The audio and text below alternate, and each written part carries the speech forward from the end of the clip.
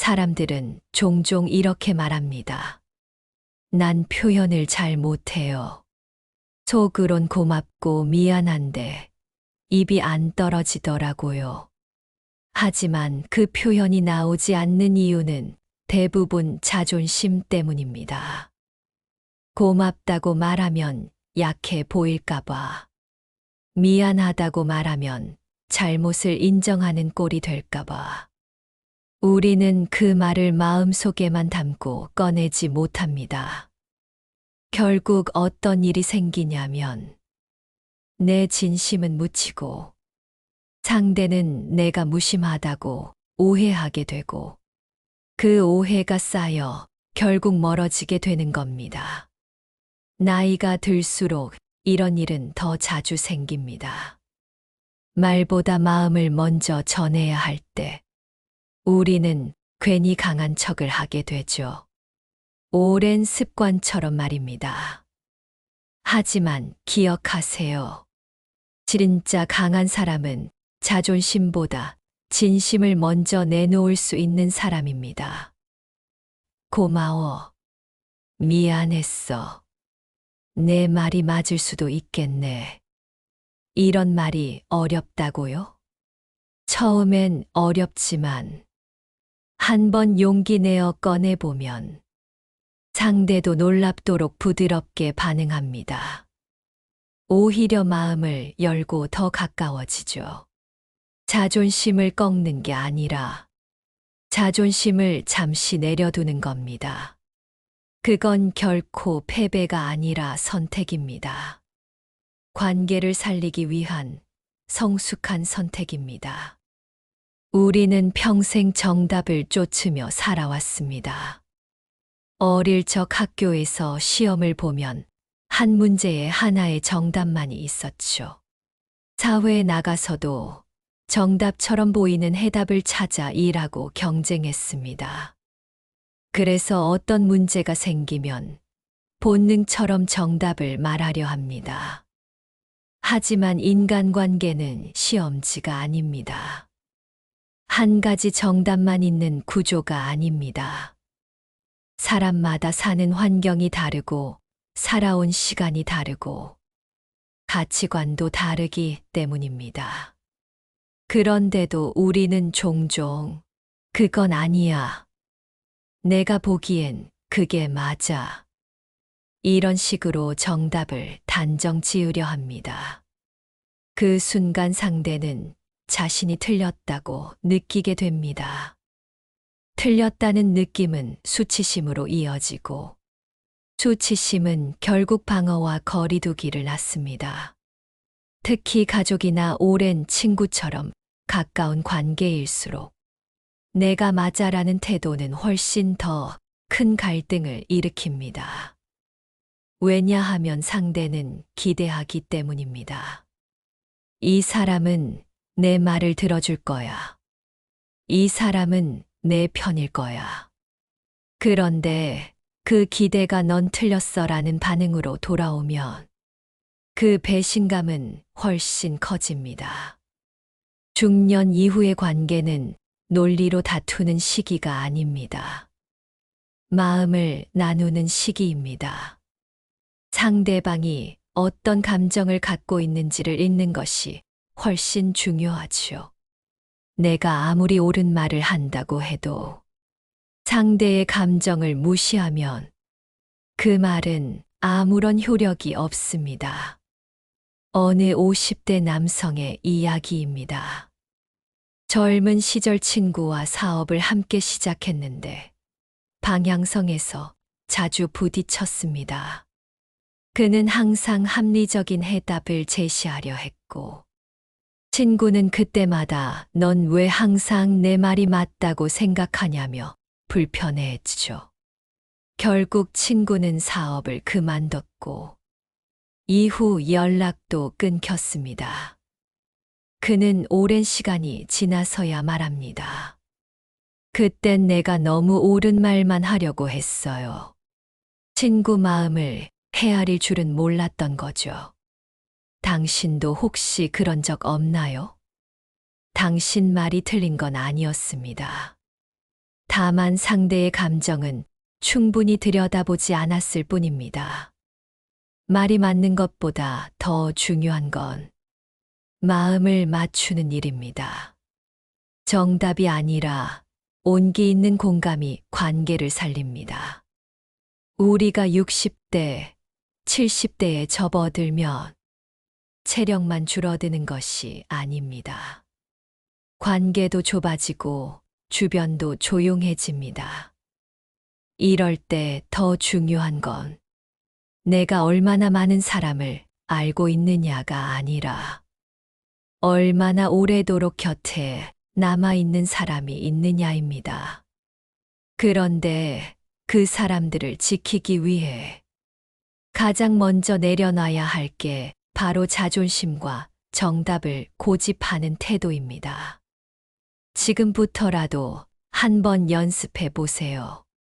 무심코 던진 말에 서운함이 생기더라도 혹시 내 말에 마음 상했니? 라고 먼저 물어보는 용기. 상대가 의견을 말할 때 나는 좀 다르게 생각하지만 내 생각도 들려줘서 고마워 라고 말하는 여유. 그런 작은 변화가 관계를 깊고 단단하게 만듭니다. 종종 말합니다. 내가 뭘 그렇게 잘못했나? 왜 저 사람은 변하지 않을까? 하지만 진짜 중요한 질문은 내가 먼저 어떤 변화를 시도했는가입니다. 사람은 변하지 않지만 관계의 온도는 바뀔 수 있습니다.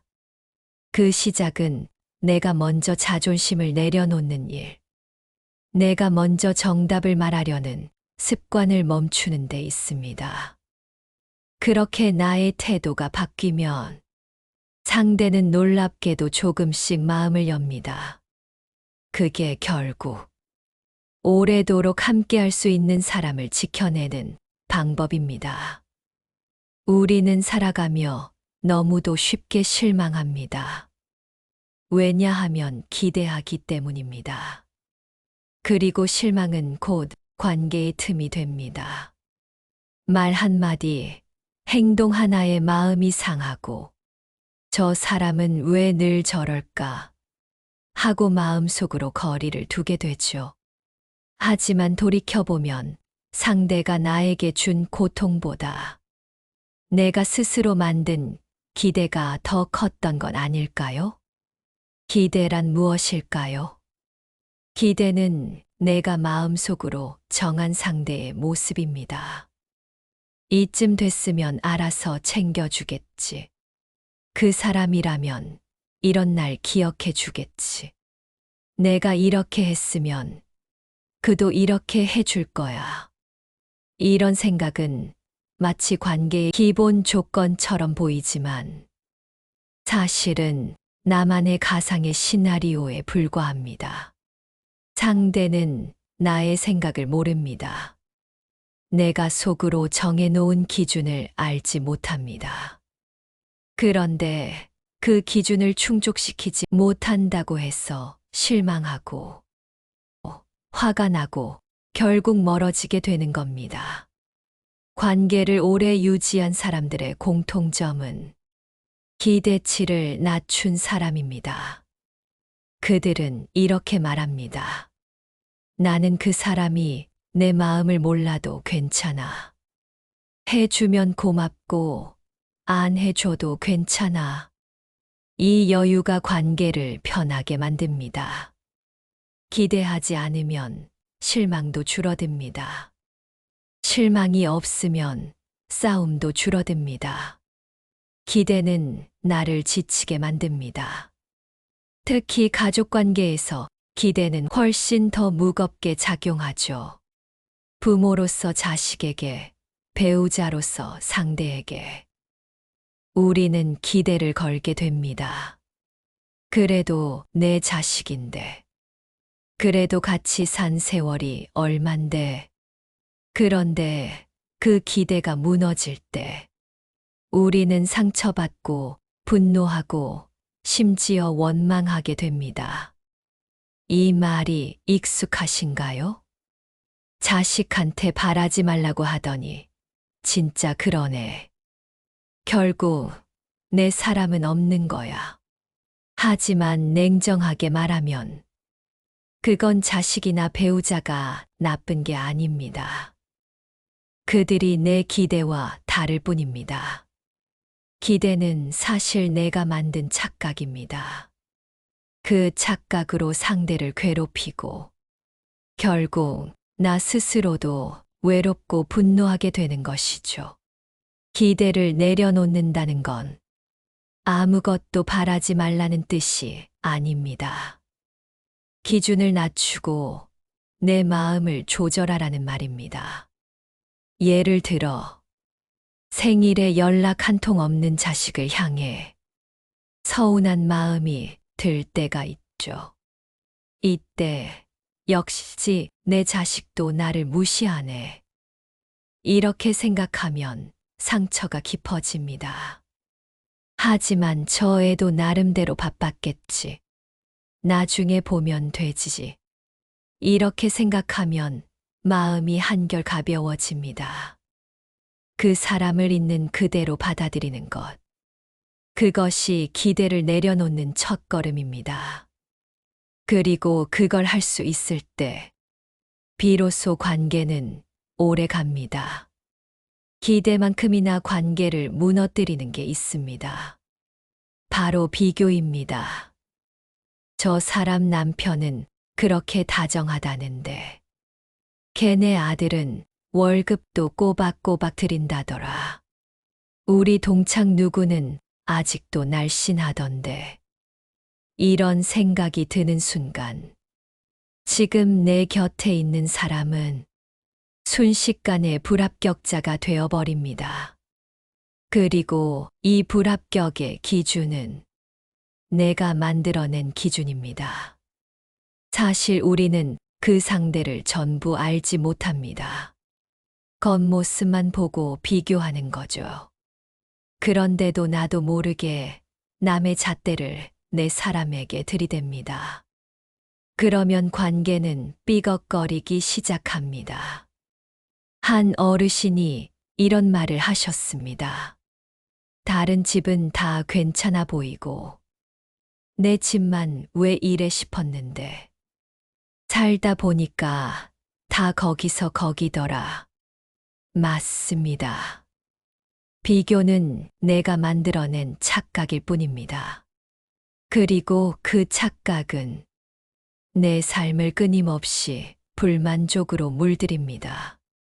내 배우자, 내 자식, 내 친구, 내 자신까지 모두가 부족하게 느껴지죠.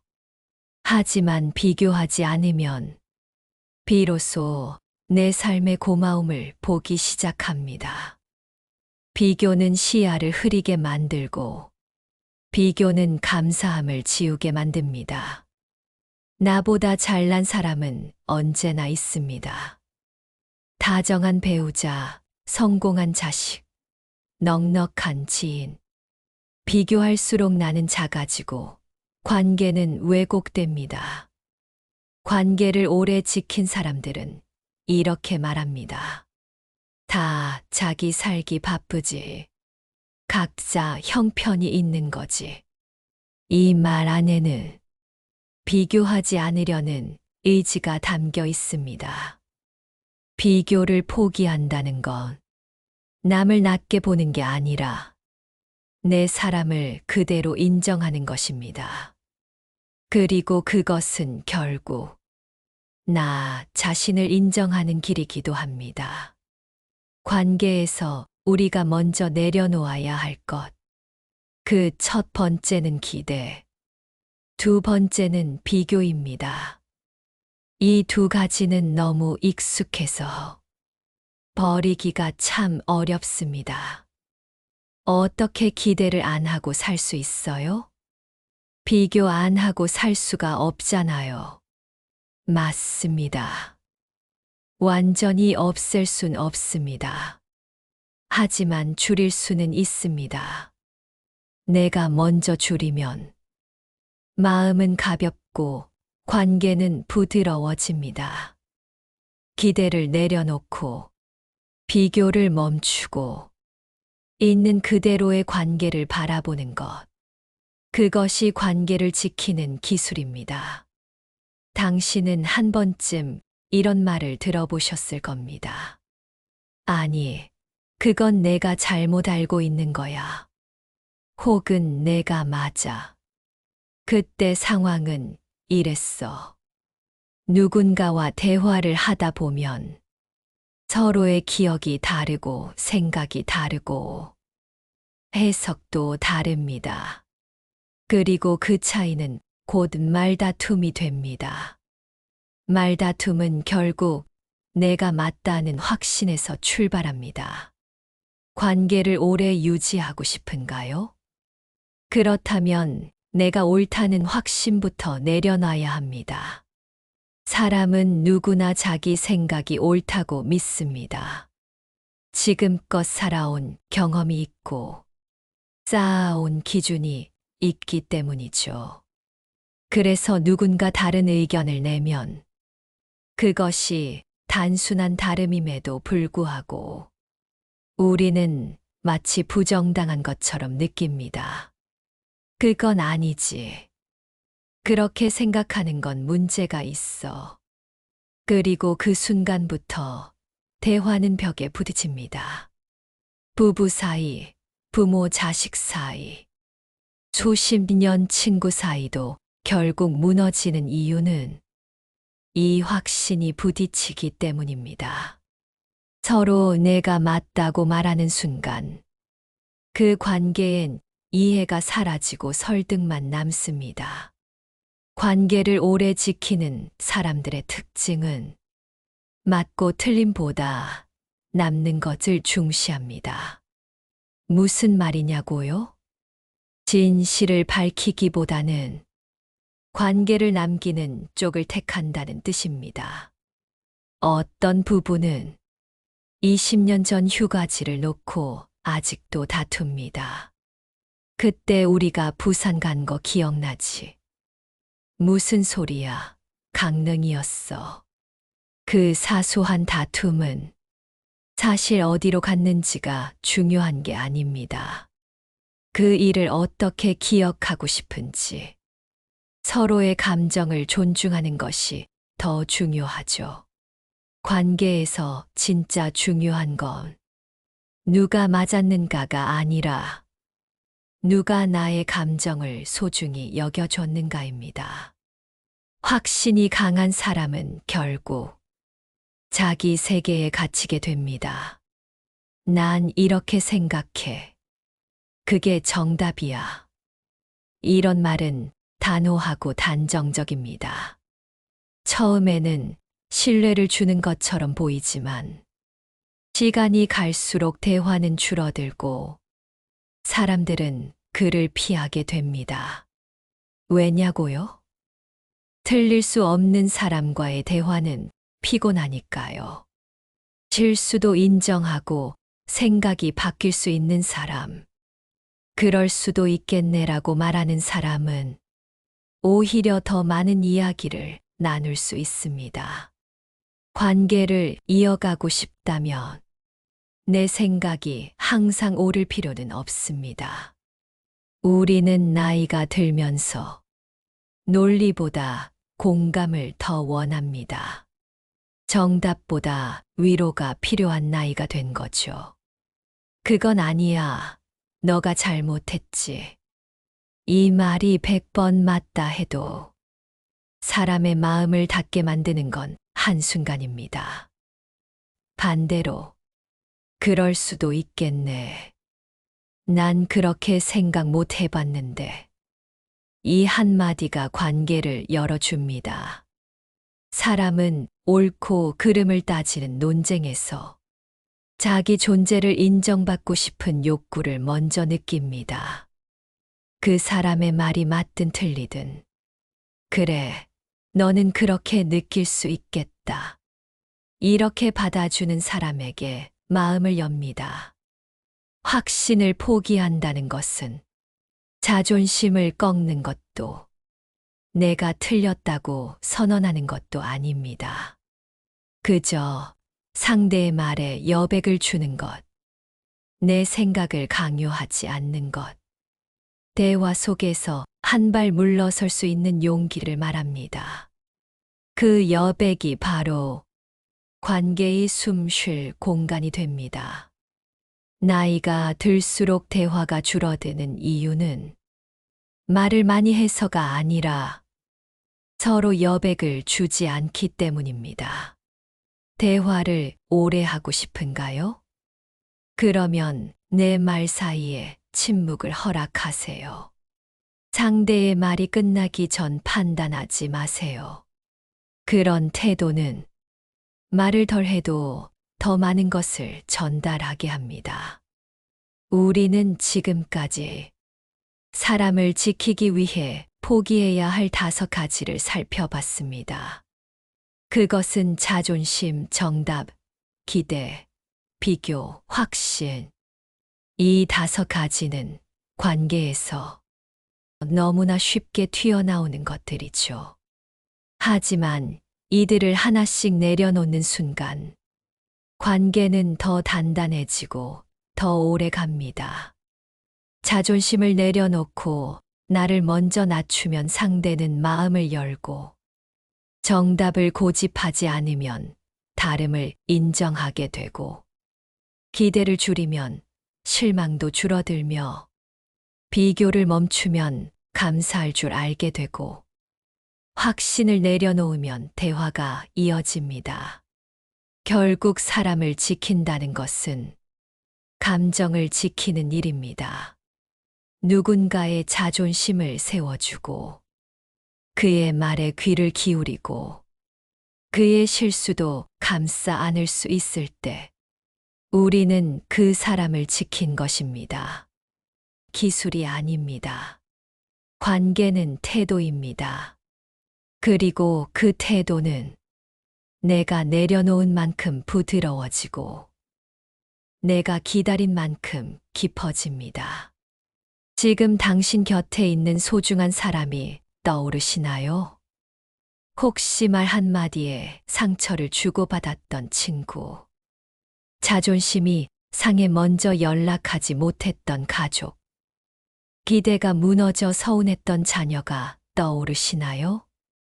그렇다면 지금이 바로 그 사람과의 관계를 다시 시작할 수 있는 때입니다. 말을 걸어보세요.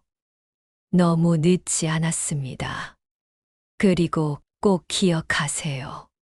사람을 지키려면 무언가를 더하는 것이 아니라 내려놓는 연습부터 시작해야 합니다. 그 포기의 시작이 당신의 인생 후반을 더 따뜻하게 만들 것입니다.